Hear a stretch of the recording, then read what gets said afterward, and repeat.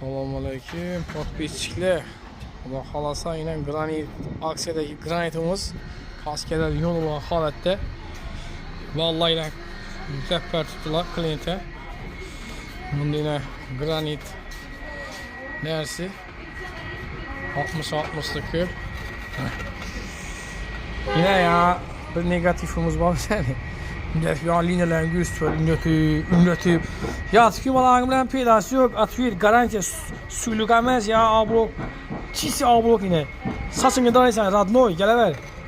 Teyarı yine. 100 metre ucu yükselt tutmaz yine. Kaç. Gelever sen. Baka sağ sıcak mısla ve sağ sıcak mısla polni gelevenle. Radnoy polibom tarafçama söyleşem de bayttım söyleşem polibom. Sifat taraflama, ne taraflama, iş taraflama, hem taraflama söyleşem. Arkayım bu rengle. Ne verse.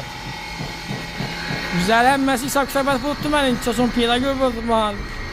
Kalkülatörler işlemi nüktü. Ben halk uçat hemen. Arkayım bu rengle. Sizlere like'larınız Allah'a şükür şimdi beni ne tut ya. Maalesef patpiçlerin, muhlislerin like'ları şu akselerimi güçlense tuttu bütün. Ne? Diyorum bunu aldırarsın. Saçını da insan gelersen daha. Yüklet tutmuş Xuda halasa. Bitkenden ki bir işlem apar gösterme. Her kliyat gösterme Xuda halasa.